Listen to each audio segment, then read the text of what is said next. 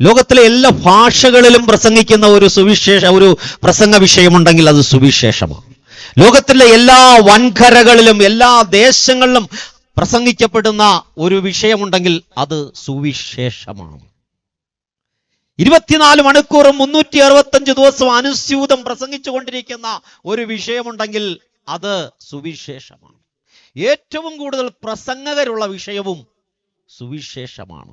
എന്നാൽ ഏറ്റവും കൂടുതൽ പ്രതികൂലം നേരിട്ട, ഏറ്റവും കൂടുതൽ വിമർശനങ്ങൾ നേരിട്ട, ഏറ്റവും കൂടുതൽ പ്രതിസന്ധികൾ നേരിട്ട, ഏറ്റവും കൂടുതൽ അക്രമങ്ങൾ നേരിട്ട ഒരു പ്രസംഗമുണ്ടെങ്കിൽ അതും സുവിശേഷമാണ്. എന്നാൽ ഇന്ന് രാത്രി ഞങ്ങൾ ഈ ദേശത്തോട് വിളിച്ചു പറയട്ടെ, അനവധി എതിർപ്പുകൾ, പ്രതികൂലങ്ങൾ, അക്രമങ്ങൾ, നിരവധിയായ വിമർശനങ്ങളൊക്കെ നേരിട്ടിട്ടും 2000 വർഷം കഴിഞ്ഞിട്ടും ഇന്നും അടുത്തു പോകാതെ തെരുവീതികളിലും ഇതുപോലെ മുറ്റങ്ങളിലും നിന്നുകൊണ്ട് അകത്തും പുറത്തും ഒരുപോലെ വിളിച്ചു പറയുന്ന ഈ സുവിശേഷ സന്ദേശത്തിന് സാക്ഷിയാകുവാൻ ഈ രാത്രി ഗ്രാമത്തെയും ദൈവം തെരഞ്ഞെടുത്ത അവിടുത്തെ മഹാകൃപയ്ക്കായി ഞങ്ങൾ നന്ദിയോടെ ദൈവത്തെ വാഴ്ത്തുകയാണ്. ഈ സുവിശേഷത്തിന് സാക്ഷ്യം വഹിപ്പാൻ ഇന്ന് രാത്രി അടിയന്റെ ജീവിതത്തിലും ദൈവം തന്ന സർവകൃപാലുവായ ദൈവം അടിയന്റെ ജീവിതത്തിൽ പകർന്ന എല്ലാ കൃപകൾക്കും നന്ദി നിറഞ്ഞ ഹൃദയത്തോടെ സ്തോത്രം ചെയ്യുകയാണ്. മുഖവുരകൾ അധികം നീട്ടിക്കൊണ്ടുപോകാതെ വേഗത്തിൽ ഒരു തിരുവചന ഭാഗത്തിൽ നിന്ന് ചില കാര്യങ്ങൾ ചിന്തിക്കുവാൻ ആത്മാവിൽ ശരണപ്പെടുകയാണ്. സുവിശേഷം ഒരു മതപ്രസംഗമൊന്നുമല്ല, അതൊരു രാഷ്ട്രീയ പ്രസംഗമല്ല, സാംസ്കാരിക പ്രസംഗമല്ല, ശാസ്ത്രീയ പ്രസംഗമല്ല, അല്ലെങ്കിൽ ചരിത്ര പ്രസംഗമൊന്നുമല്ല. സുവിശേഷം എന്ന് പറഞ്ഞാൽ അത് യേശു ക്രിസ്തുവിനെ കുറിച്ചുള്ള പ്രസംഗമാണ്. അത് മറിയത്തെക്കുറിച്ചല്ല, വിശുദ്ധന്മാരെ കുറിച്ചല്ല, സഭയെക്കുറിച്ചല്ല, സംഘടനയെക്കുറിച്ചല്ല, യേശു ക്രിസ്തുവിനെ കുറിച്ചുള്ള പ്രസംഗമാണ് സുവിശേഷം. Praise the lord. ധന്യനായ പൗലോസ് അപ്പോസ്തലന്റെ ഭാഷയിൽ പറഞ്ഞ, ദാവീദിന്റെ സന്തതിയായി ജനിച്ച് മരിച്ച് ഉയർത്തെഴുന്നേറ്റ യേശു ക്രിസ്തു ആകുന്നു ഞങ്ങളുടെ സുവിശേഷം. യഹൂദന്മാർ അടയാളങ്ങൾ അന്വേഷിക്കുന്നു, യവനന്മാർ ജ്ഞാനം അന്വേഷിക്കുന്നു, ഞങ്ങളോ ക്രൂശിക്കപ്പെട്ട ക്രിസ്തുവിനെ പ്രസംഗിക്കുന്നു. ആ യേശു ക്രിസ്തുവിന്റെ സുവിശേഷത്തിലേക്ക് എല്ലാ പ്രിയപ്പെട്ടവരെയും ഒരിക്കൽ കൂടി ഞാൻ സ്വാഗതം ചെയ്യുകയാണ്. ഒരു തിരുവചന ഭാഗം ഇന്ന് രാത്രിയിലെ ചിന്തയ്ക്കായി നമുക്ക് വായിക്കാം. യോഹന്നാന്റെ സുവിശേഷം 20-ാം അധ്യായം അതിന്റെ 30-31 വാക്യങ്ങൾ. ആരെങ്കിലും ഒരാള് ശബ്ദമുയർത്തി വായിച്ചാൽ സന്തോഷമായിരിക്കും.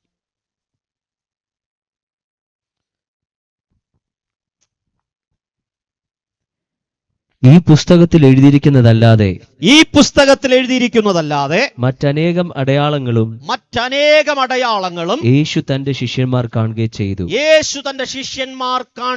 ചെയ്തു. എന്നാൽ യേശു ദൈവപുത്രനായ ക്രിസ്തു എന്ന് നിങ്ങൾ വിശ്വസിക്കേണ്ടതിനും വിശ്വസിച്ചിട്ട് അവന്റെ നാമത്തിൽ നിങ്ങൾക്ക് ജീവൻ ഉണ്ടാകേണ്ടതിനും ഇത് എഴുതിയിരിക്കുന്നു. കണ്ണുകളെ അടയ്ക്കാം, ഒരു നിമിഷം നമുക്ക് പ്രാർത്ഥിക്കാം. പരിശുദ്ധ ദൈവമേ, കരുണയുള്ള കർത്താവേ, ഇന്ന് രാത്രി തിരുവചനവുമായി ഞങ്ങൾ അങ്ങയുടെ തിരുസന്നിധിയിലേക്ക് അടുത്തു വരുന്നു. കർത്താവേ, ഈ ദേശത്തെ അവിടെ നിന്ന് സ്നേഹിക്കുന്നുവല്ലോ, അവിടുത്തെ സ്നേഹത്തിന്റെ ആഴത്തിൽ നിന്ന് ഇന്ന് രാത്രി ദേശത്തോട് അവിടെ നിന്ന് സംസാരിക്കണമേ, കൂടി വന്ന ജനത്തോട് സംസാരിക്കണമേ. ഇന്ന് രാത്രി പ്രത്യക്ഷമായ ചില വിടുതലുകളെ കൺമുമ്പിൽ കാണുവാൻ സ്വർഗം അടിയങ്ങളെ സഹായിക്കണമെന്ന് പ്രാർത്ഥിക്കുന്നു. അടിയനെ ക്രൂശിന്റെ മറവിൽ നിർത്തണം, ദൈവകൃപ കൊണ്ട് നിറയ്ക്കണം. സകലതും യേശു ക്രിസ്തുവിൻ നാമത്തിൽ തന്നെ, ആമേൻ. സന്തോഷമുള്ള പ്രിയപ്പെട്ടവർ കരമുയർത്തി സ്തോത്രം ചെയ്താട്ടെ. നമ്മൾ വായിച്ച കുറിവാക്യം ഇങ്ങനെയാണ്. അവിടെ എഴുതിയിരിക്കുന്നു, യേശു ക്രിസ്തു ചെയ്ത അത്ഭുതങ്ങൾ. ഈ പുസ്തകത്തിൽ എഴുതിയിരിക്കുന്നതല്ലാതെ മറ്റനേകം അത്ഭുതങ്ങൾ യേശു ക്രിസ്തു ചെയ്തിട്ടുണ്ട്. അതൊക്കെ കൂടെ എഴുതണമെങ്കിൽ ലോകത്തിലെ പുസ്തകങ്ങൾ തന്നെ തികയില്ല എന്നാണ് യോഹന്നാൻ പറയുന്നത്. എന്നിട്ട് യോഹന്നാൻ സുവിശേഷകൻ പറയുന്നു, എങ്കിലും ഇത് ഞാൻ നിങ്ങൾക്ക് എഴുതിയിരിക്കുന്നത് നിങ്ങൾ യേശു ക്രിസ്തുവിൽ വിശ്വസിച്ചിട്ട് നിങ്ങൾക്ക് ജീവൻ ഉണ്ടാകുവാൻ ഞാനിത് എഴുതിയിരിക്കുന്നു. ഇന്ന് രാത്രി ആ ജീവന്റെ ശക്തി ഈ മുറ്റത്തും വെളിപ്പെടണം, ദേശത്തും വെളിപ്പെടണം. Praise the lord, hallelujah. നമുക്ക് വേദപുസ്തകം പഠിക്കുമ്പോൾ 4 സുവിശേഷങ്ങളുണ്ട്. സുവിശേഷം ഒന്നേ ഉള്ളെങ്കിലും 4 സുവിശേഷകന്മാരുണ്ട്. മത്തായി, മർക്കോസ്, ലൂക്കോസ്, യോഹന്നാൻ. നമുക്കറിയാവുന്നതുപോലെ 4 സുവിശേഷകന്മാരും വ്യത്യസ്തമായ വീക്ഷണകോണുകളിലൂടെ യേശുവിനെ നോക്കിക്കാണുകയാണ്. അങ്ങനെ നോക്കിക്കാണുമ്പോൾ തങ്ങളുടെ രചനയ്ക്കകത്ത് മത്തായി യേശുവിന്റെ 20 അത്ഭുതങ്ങൾ രേഖപ്പെടുത്തിയിട്ടുണ്ട്. ലൂക്കോസ്, മർക്കോസ് യേശുവിന്റെ 19 അത്ഭുതങ്ങൾ രേഖപ്പെടുത്തിയിട്ടുണ്ട്. ലൂക്കോസ് യേശുവിന്റെ 20 അത്ഭുതങ്ങൾ രേഖപ്പെടുത്തിയിട്ടുണ്ട്. എന്നാൽ യോഹന്നാൻ സുവിശേഷകൻ തന്റെ പുസ്തകത്തിനകത്ത് 7 അത്ഭുതങ്ങൾ എന്ന് പറയാൻ കഴിയില്ല, യോഹന്നാൻ ഉപയോഗിച്ചിരിക്കുന്ന വാക്ക് അടയാളങ്ങൾ രേഖപ്പെടുത്തിയിട്ടുണ്ട്. Price the lord, hallelujah. അല്പം സ്തോത്രമൊക്കെ പറഞ്ഞ് എല്ലാവരും ഒരു ആത്മസാന്നിധ്യത്തിനകത്ത് ഇവിടെ ഇരിക്കണം. ദൈവം നമ്മെ സഹായിക്കട്ടെ. ഇങ്ങനെ അത്ഭുതങ്ങൾ, അടയാളങ്ങൾ വേദപുസ്തകത്തിൽ വിവരിക്കുമ്പോൾ ഇന്ന് രാത്രി ആ അത്ഭുതങ്ങളിലൂടെ, അടയാളങ്ങളിലൂടെ ഒന്ന് ഓടിച്ചു വരും, എൻ്റെ സമയപരിധിക്കകത്ത് ഒന്ന് ഓടിച്ച് കടന്നു വരുവാൻ ഞാൻ ആത്മാവിൽ ശരണപ്പെടുകയാണ്. ഇതിനകത്തിരിക്കുന്നവർക്കും ദൂതുണ്ട്, ദേശത്തോടും ദൂതുണ്ട്. ഇന്ന് രാത്രി ദൈവം നമ്മളോട് സംസാരിക്കും. നിങ്ങളുടെ പ്രാർത്ഥന കുറഞ്ഞു പോകരുത്, ആത്മാവിൽ പ്രാർത്ഥനയോടെ ആയിരുന്നാട്ട്. മത്തായി സുവിശേഷകൻ ഈ പുസ്തകം എഴുതുമ്പോൾ, സുവിശേഷം എഴുതുമ്പോൾ, മത്തായി സുവിശേഷകന്റെ മുന്നിലുള്ളത് യഹൂദ വിശ്വാസികളാണ്. യഹൂദ വിശ്വാസികളോട് മത്തായി സുവിശേഷകൻ എഴുതുമ്പോൾ അദ്ദേഹത്തിന്റെ മുന്നിലുള്ള പ്രമേയം എന്ന് പറയുന്നത് യേശു ക്രിസ്തു യഹൂദന്മാരുടെ രാജാവ്. പഴയ നിയമത്തിലെ 39 പുസ്തകങ്ങൾ, ഉൽപ്പത്തി മുതൽ മലാഖി വരെയുള്ള 39 പുസ്തകങ്ങൾക്കകത്ത് പ്രവചിച്ച മശിഹ, 39 പുസ്തകങ്ങളിലായി യഹൂദനെ അവന്റെ അടിമത്തത്തിൽ നിന്ന് വീണ്ടെടുക്കുവാൻ, അവന് രാജ്യം പുനഃസ്ഥാപിച്ചു കൊടുക്കുവാൻ, അവന് ഒരു പുതിയ രാഷ്ട്രം സ്ഥാപിച്ചു കൊടുക്കുവാൻ, അവന് വേണ്ടി വെളിപ്പെടുന്ന മശിഹായെ കുറിച്ച് ഉൽപ്പത്തി മുതൽ മലാഖി വരെയുള്ള 39 പുസ്തകങ്ങളിലായി നിരന്നു കിടക്കുന്ന പ്രവചനങ്ങളുടെ നിവർത്തിയായി ഭൂമിയിലേക്ക് വന്നവനാണ് യേശു ക്രിസ്തു എന്ന് സ്ഥാപിക്കുവാൻ മത്തായി സുവിശേഷകൻ തന്റെ സുവിശേഷത്തിനകത്ത് തന്റെ തൂലിക ചലിപ്പിക്കുകയാണ്.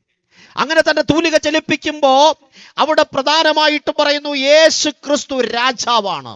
ഇന്ന് രാത്രി ദേശത്തോട് ഞങ്ങൾക്ക് വിളിച്ചു പറയാനുള്ള ദൂത്, യേശു രാജാവാണ്. വെറും രാജാവല്ല, അവൻ രാജാതി രാജാവാണ്. സകല അധികാരങ്ങളുമുള്ള രാജാതി രാജാവ് ഇന്ന് രാത്രി ഈ യോഗത്തിന്റെ നടുവിൽ ഇറങ്ങി വന്നിട്ടുണ്ട്. Price the Lord. അവന്റെ സാന്നിധ്യം അറിയുന്ന പ്രിയപ്പെട്ടവർക്കായി ഞാൻ നന്ദിയോടെ ദൈവത്തെ സ്തുതിക്കുകയാ. സുവിശേഷം മത്തായി സുവിശേഷകൻ എഴുതി അവസാന അധ്യായത്തിലേക്ക് വരുമ്പോൾ സുവിശേഷകൻ വിളിച്ചു പറയുകയാണ്, യേശു പറയുന്നു, ഭൂമിയിലും സ്വർഗത്തിലുമുള്ള സകല അധികാരവും എനിക്ക് നൽകപ്പെട്ടിരിക്കുന്നു. യേശുവിന്റെ അധികാരത്തെ കുറിച്ച് സുവിശേഷകൻ പറയുന്നത് ഞാൻ പറയുന്നതല്ല, വേദപുസ്തകം പറയുന്നു. സ്വർഗത്തിലുള്ള സകല അധികാരവും ഭൂമിയിലുള്ള സകല അധികാരവും യേശുവിന് നൽകപ്പെട്ടിരിക്കുകയാണ്. ഈ പഞ്ചായത്ത് പ്രസിഡന്റ് പഞ്ചായത്തിന്റെ മേൽ അധികാരമുണ്ട്. കേരളത്തിന്റെ മുഖ്യമന്ത്രിക്ക് കേരളത്തിനകത്ത് അധികാരമുണ്ട്. എന്നാൽ ഇന്ത്യയുടെ പ്രധാനമന്ത്രിക്ക് ഇന്ത്യക്കകത്ത് അധികാരമുണ്ട്. അമേരിക്കൻ പ്രസിഡന്റിന് അമേരിക്കക്കകത്ത് അധികാരമുണ്ട്. എന്നാ ലോകത്തിന്റെ സകല വൻകരകളിലും, ലോകത്തിന്റെ സകല ഭൂപ്രദേശങ്ങളുടെ മേലും, ഭൂവാസികളുടെ മേലും, സകലത്തിന്റെ മേലും അധികാരമുള്ളവൻ ഈ ഭൂമിയിൽ മാത്രമല്ല സ്വർഗത്തിലും ഭൂമിയിലും പ്രത്യക്ഷമായ നമ്മുടെ അനുഭവത്തിൽ ദൃശ്യമണ്ഡലത്തിലും അദൃശ്യമണ്ഡലത്തിലും ഉള്ള സകലത്തിന്റെ മേലും അധികാരമുള്ള ഒരുവൻ ഇന്ന് രാത്രി ഈ ദേശത്തിന്റെ നടുവിൽ ഇറങ്ങിയിട്ടുണ്ട്. ഈ ശബ്ദം കടന്നു ചെല്ലുന്ന സ്ഥലത്തൊക്കെയും അവന്റെ അധികാരത്തിന്റെ ശബ്ദം ഇന്ന് രാത്രിയിലും മുഴങ്ങുകയാണ്. നോക്കിയേ, യേശു ക്രിസ്തുവിനോട് യേശു ക്രിസ്തു എന്നാൽ യേശു ക്രിസ്തുവിനെ കൂടെ നടന്ന ശിഷ്യന്മാർ പോലും പലപ്പോഴും എന്താ പറയുന്നത് മനസ്സിലാക്കാൻ കഴിഞ്ഞില്ല. യേശു പ്രസിദ്ധപ്പെടുത്തിയ രാജ്യം, ഈ രാജ്യത്തെക്കുറിച്ച് അവർ ചിന്തിച്ചത് തങ്ങളുടെ രാജ്യം ഒരു രാഷ്ട്രീയമായ ഇസ്രായേലിന്റെ പുനഃസ്ഥാപനത്തെ കുറിച്ചായിരിക്കാം ഈ യേശു പ്രസംഗിക്കുന്നത്. യേശുവിനെ ഒരു രാഷ്ട്രീയ മശികയായിട്ടൊക്കെ അവർ കണ്ടത്. പക്ഷേ യേശു പറഞ്ഞു, എന്റെ രാജ്യം ഐഹികമല്ല. യേശു പ്രസംഗിച്ചത് ദൈവരാജ്യത്തെക്കുറിച്ചാ. യേശു അല്ലെങ്കിൽ സ്വർഗരാജ്യത്തെക്കുറിച്ചാ യേശു പ്രസംഗിച്ചത്. രണ്ടും ഒന്നാണ്. യേശു പ്രസംഗിച്ചത് ദൈവരാജ്യത്തെക്കുറിച്ചാ യേശു പ്രസംഗിച്ചത്.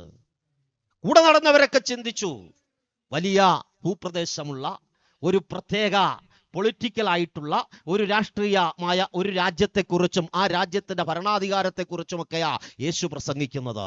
എന്നാൽ യേശു പ്രസംഗിച്ചത് ഒരു ആത്മീയ രാജ്യത്തെക്കുറിച്ചാണ്. ഈ ആത്മീയ രാജ്യത്തിന്റെ രാജാവ് നമ്മുടെ കർത്താവായ യേശു ക്രിസ്തുവാ. ഈ ആത്മീയ രാജ്യത്തിന്റെ ഭരണഘടന എന്ന് പറയുന്നത് ദൈവേഷ്ടമാണ്, ദൈവഹിതമാണ്. ഈ ആത്മീയ രാജ്യത്തിന്റെ ഭരണ നിർവഹണ സംവിധാനം എന്ന് പറയുന്നത് ദൈവസ്നേഹമാണ്. Praise the lord, hallelujah. ഇന്ന് രാത്രി എൻ്റെ വിഷയം ദൈവരാജ്യമല്ലാത്തത് കൊണ്ട് ഞാൻ മുന്നോട്ട് വരികയാ. എന്ന ഒരു കാര്യം ഇന്ന് രാത്രി ഞാൻ ഉറപ്പിച്ചു പറയുന്നു, യേശു രാജാതിരാജാവാണ്. സകല അധികാരമുള്ള രാജാതിരാജാവ് ഇന്ന് രാത്രി നമ്മുടെ നടുവിൽ വന്നിട്ടുണ്ട്. മത്തായി സുവിശേഷകൻ തന്റെ സുവിശേഷത്തിന്റെ ഓരോ അധ്യായങ്ങളും എഴുതി ഇങ്ങനെ മുന്നോട്ട് പോകുമ്പോൾ തന്റെ ആദ്യത്തെ അത്ഭുതം, യേശു ചെയ്ത ആദ്യത്തെ അത്ഭുതം രേഖപ്പെടുത്തുന്നത് മത്തായിയുടെ സുവിശേഷം 8-ാം അധ്യായത്തിനകത്ത് അതിന്റെ 2-3 വാക്യങ്ങളിലാണ്. സമയത്തിന്റെ പരിമിതികൾ ഉള്ളത് കൊണ്ട് വാക്യങ്ങൾ വായിക്കാതെ മുന്നോട്ട് പോകുവാൻ ഞാൻ ആഗ്രഹിക്കുകയാണ്. 8-ാം അധ്യായത്തിന്റെ 2-3 വാക്യങ്ങൾ വരുമ്പോൾ നമ്മൾ ഇങ്ങനെയാണ് കാണുന്നത്. യേശു കർത്താവിന്റെ മുമ്പിലേക്ക് കുഷ്ഠരോഗിയായൊരു മനുഷ്യൻ ഓടി വരികയാണ്. Price the Lord. കുഷ്ഠരോഗിയായ ഒരു മനുഷ്യൻ യേശുവിന്റെ അടുക്കലേക്ക് വന്നിട്ട് യേശുവിനോട് പറയുന്നു, നിനക്ക് മനസ്സുണ്ടെങ്കിൽ എന്നെ സൗഖ്യമാക്കണമേ എന്ന് അഭ്യർത്ഥിക്കുന്ന ഒരു രംഗം നാം അവിടെ കാണുകയാണ്. പ്രിയമുള്ളവരെ, ഇന്ന് രാത്രി പറയട്ടെ, ഒരു കുഷ്ഠരോഗി യേശുവിന്റെ അടുക്കൽ വന്നു എന്ന് പറയുമ്പോൾ നമുക്കത്ര പെട്ടെന്ന് ഈ കാലഘട്ടത്തിൽ ജീവിക്കുന്നവർക്ക് അതിന്റെ പ്രാധാന്യം മനസ്സിലാവുകയില്ല. എന്നാൽ കുഷ്ഠരോഗത്തെ സംബന്ധിച്ച് നമ്മുടെ നാട്ടിൽ പോലും ഏകദേശം ഒരു 100 വർഷക്കാലം മുമ്പ് 1950കളുടെ കാലഘട്ടത്തിലൊക്കെ കുഷ്ഠരോഗമെന്ന് പറയുന്നത് നമ്മുടെ നാട്ടിൽ പോലും ഒരു മനുഷ്യൻ കുഷ്ഠരോഗിയായാൽ വീട്ടിൽ നിന്നിറക്കി വിടും. ഒരു മനുഷ്യൻ കുഷ്ഠരോഗിയായാൽ പിന്നെ അവനെ സ്വന്തം കുടുംബത്തിനകത്ത് കയറ്റത്തില്ല. അപ്പൻ അവനെ തിരിഞ്ഞു നോക്കത്തില്ല, അമ്മ അവനെ തിരിഞ്ഞു നോക്കത്തില്ല, മക്കൾ തിരിഞ്ഞു നോക്കത്തില്ല. അവന് സമൂഹത്തിൽ നിന്ന് ഒറ്റപ്പെടുവാനിടയായിത്തീരും. ഇങ്ങനെ തെരുവിൽ കറങ്ങി നടക്കുന്നവർക്ക് ആരെങ്കിലും എറിഞ്ഞു കൊടുക്കുന്ന ഭക്ഷണം അവർ കഴിക്കുന്നത്, അവർ അടുക്കൽ പോലും ആരും പോകാതിരുന്ന ഒരു കാലഘട്ടം, ആർക്കും സൗഖ്യമാക്കാൻ കഴിയാത്ത രോഗമായി കുഷ്ഠരോഗത്തെ എഴുതിത്തള്ളിയിരുന്ന ഒരു കാലഘട്ടം നമ്മുടെ നാട്ടിലും ഉണ്ടായിരുന്നു എന്ന് നമ്മൾ മറന്നു പോകരുത്. അന്ന് കുഷ്ഠരോഗത്തെ ശാപം മൂലമുണ്ടാകുന്ന രോഗമെന്നാ പലരും വിളിച്ചിരുന്നത്.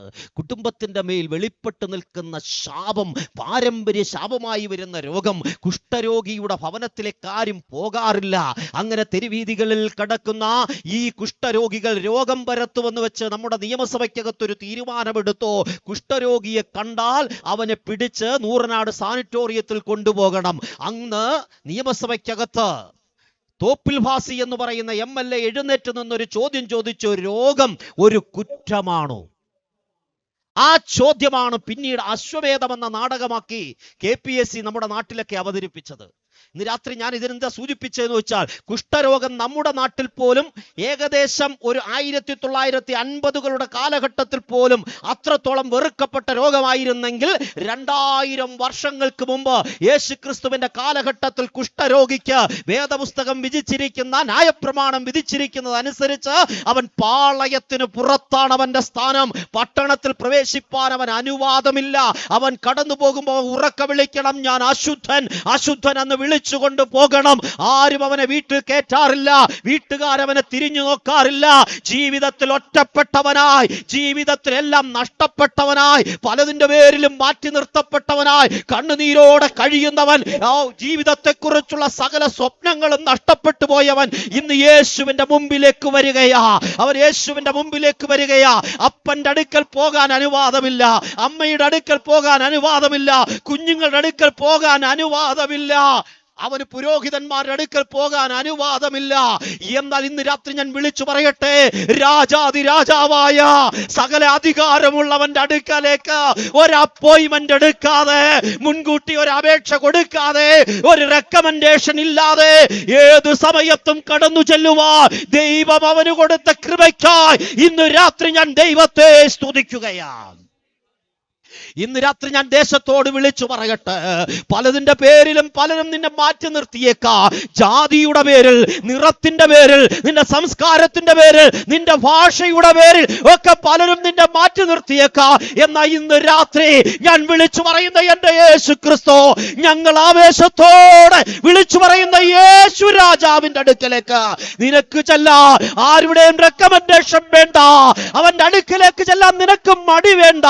ഏതു സമയത്തും അവന്റെ അടുക്കലേക്ക് ചെല്ലുവാൻ ഇന്നു പകൽ നിനക്ക് വേണ്ടി കൃപയുടെ വാതിൽ ഇന്ന് രാത്രി തുറന്നിട്ടിരിക്കുകയാ.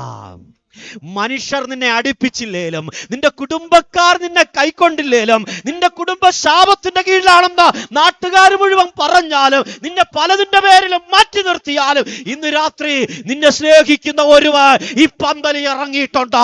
ഈ ദേശത്തവൻ ഇറങ്ങിയിട്ടുണ്ട്. നിന്റെ അരികിൽ അവൻ നിൽപ്പുണ്ട്. ഇന്ന് രാത്രി ആത്മ കണ്ണുകളെ തുറന്ന് ഇന്ന് രാത്രി അവനെ ദർശിക്കുന്ന പ്രിയപ്പെട്ടവർക്ക് ഞാൻ നന്ദിയോടെ ദൈവത്തെ സ്തുതിക്കുകയാണ്. അവന്റെ ചോദ്യം, നിനക്ക് മനസ്സുണ്ടെങ്കിൽ എന്നെ സൗഖ്യമാക്കാൻ കഴിയും. കാരണം ഇന്നു വരെ ഒരു നേരത്തെ ഭക്ഷണം അടുത്തുകൊണ്ട് കൊടുക്കാൻ പോലും ആർക്കും മനസ്സുണ്ടായിട്ടില്ല. വഴിയിലൂടെ പോകുമ്പോ പോലും അശുദ്ധൻ അശുദ്ധൻ എന്ന് വിളിച്ചു പോയവൻ അവൻ തൻ്റെ അടുക്കലേക്ക്, ഈ രാജാതിരാജാവിന്റെ അടുക്കലേക്ക് വരുവാൻ യോഗ്യതയുണ്ടോ എന്ന് പോലും അറിയാതെ വിറച്ചു വിറച്ചു വന്നവൻ പറയുകയാ, നിനക്ക് മനസ്സുണ്ടെങ്കിൽ എന്നെ സൗഖ്യമാക്കാൻ കഴിയും. യേശു അവനോട് അസന്ദിഗ്ധമായി വിളിച്ചു പറയുകയാ, എനിക്ക് മനസ്സുണ്ട്. നിന്റെ സമുദായത്തിന് നിന്നെ തൊടാൻ മനസ്സില്ലേലും, ഇന്ന് രാത്രി പുരോഹിതന്മാർക്ക് നിന്നെ തൊടാൻ മനസ്സില്ലെങ്കിലും, നാട്ടിലെ പ്രമാണിമാർക്ക് നിന്നെ തൊടാൻ മനസ്സില്ലെങ്കിലും, നിന്റെ കുടുംബക്കാർക്ക് നിന്നെ തൊടാൻ മനസ്സില്ലെങ്കിലും, ഇന്ന് രാത്രി സകല അതിരുകളെയും പൊട്ടിച്ചു കളഞ്ഞ, സകല മാറ്റി നിർത്തപ്പെട്ടവന്റെയും ജീവിതത്തെ തൊടാൻ കഴിയുന്ന ഒരുവൻ, രാജാതിരാജാവായ അധികാരമുള്ളവൻ ഇന്ന് രാത്രി ഇതിന്റെ നടുവിൽ വന്നിട്ടുണ്ട്. യേശു അവനെ തൊട്ടു. യേശു അവനെ തൊട്ടു. ഇന്ന് രാത്രി ഈ ശബ്ദത്തിന്റെ പരിധിക്കകത്ത് എന്നെ ശ്രമിക്കുന്ന സകല പ്രിയപ്പെട്ടവരോട് ഞങ്ങൾ വിളിച്ചു പറയുകയാ, ഇന്ന് രാത്രി നിന്നെ തൊടാൻ യേശു നിന്റെ അടുക്കൽ വന്നിട്ടുണ്ട്. ഹൃദയം നുറുങ്ങിയവർക്ക് സമീപസ്ഥനായ, മനം തകർന്നവരെ സൗഖ്യമാക്കുന്ന എന്റെ യേശു ഇന്ന് രാത്രി നിന്റെ കുടുംബത്തിനകത്ത് ഇറങ്ങുകയാ. നിന്റെ വേദനയുടെ നടുവിൽ, നിന്റെ ഭാരത്തിന്റെ നടുവിൽ, നിന്റെ കണ്ണുനീരിന്റെ നടുവിൽ, നിന്റെ ഒറ്റപ്പെടിയുടെ നടുവിൽ നിന്റെ ചരിത്രം മാറ്റുവാൻ, ഇന്നലെ വരെ ശാപഗ്രസ്തൻ എന്ന് വിളിക്കപ്പെട്ടവൻ, ഇന്നലെ വരെ കുഷ്ഠരോഗി എന്ന് വിളിക്കപ്പെട്ടവൻ, ഇന്നലെ വരെ തകർക്കപ്പെട്ടവൻ എന്ന് വിളിക്കപ്പെട്ടവൻ, ഇന്നലെ വരെ അശുദ്ധൻ എന്ന് വിളിക്കപ്പെട്ടവൻ, അവന്റെ ചരിത്രത്തെ മാറ്റിയെഴുതുന്ന രാത്രിയാ ഇന്ന് രാത്രി. ഈ രാത്രി ദൈവം നിന്നെ തൊടുകയാ. Praise the Lord. ഹല്ലേലൂയ. സമയത്തിന്റെ പരിമിതികൾ കൊണ്ട് ഞാൻ മുന്നോട്ട് പോവുകയാ. അടുത്ത നമ്മൾ മർക്കോസ് സുവിശേഷത്തിലേക്ക് വരുമ്പോ, മർക്കോസ് സുവിശേഷത്തിനകത്ത് ഞാൻ പറഞ്ഞല്ലോ 19 അത്ഭുതങ്ങൾ രേഖപ്പെടുത്തിയിട്ടുണ്ട്. 19 അത്ഭുതങ്ങൾ രേഖപ്പെടുത്തിയിട്ടുള്ളത്, ആദ്യത്തെ അത്ഭുതം രേഖപ്പെടുത്തിയിട്ടുള്ളത് മർക്കോസിന്റെ സുവിശേഷം 1-ാം അധ്യായത്തിനകത്ത് 23 മുതലുള്ള വാക്യങ്ങൾക്കകത്താണ്. ഈ രാത്രി ഞാൻ വാക്യങ്ങൾ വായിക്കുന്നില്ല, വേഗത്തിൽ പറയുകയാ. അത് സംഭവിക്കുന്നത് ഇവിടെ പള്ളിക്കകത്താ സംഭവിക്കുന്നത്. യേശു തിരുവചനവുമായി പള്ളിക്കകത്തു കയറി നിൽക്കുകയാ. പള്ളിക്കകത്ത് കയറി നിന്ന് യേശു പ്രസംഗിക്കാൻ തുടങ്ങി. ഒത്തിരി പരീശന്മാര് പ്രസംഗിച്ചിട്ടുണ്ട്, ഒരുപാട് ശാസ്ത്രിമാർ പ്രസംഗിച്ചിട്ടുണ്ട്, ഒരുപാട് സാംസ്കാരിക പ്രസംഗങ്ങൾ നടന്നിട്ടുണ്ട്, ഒരുപാട് രാഷ്ട്രീയ പ്രസംഗങ്ങൾ നടന്നിട്ടുണ്ട്. പലതും നടന്നിട്ടുള്ള വേദിയിൽ യേശു കയറി നിന്നുകൊണ്ട് യേശു ഉറക്കെ പ്രസംഗിക്കാൻ തുടങ്ങിയപ്പോ അശുദ്ധാത്മാവ് ബാധിച്ച ഒരുവൻ അലറി നിലവിളിക്കുകയാ. ഇന്ന് രാത്രി നിങ്ങൾ എന്നെ ശ്രദ്ധിക്കണമേ. അവൻ ആരാ? മതഭക്തനാന്നേ. അവൻ എല്ലാ ദിവസവും പള്ളിയിൽ പോകുന്നവനാ, എല്ലാ ദിവസവും എല്ലാ വിധത്തിലെ കർമ്മങ്ങളും ചെയ്യുന്നവനാ.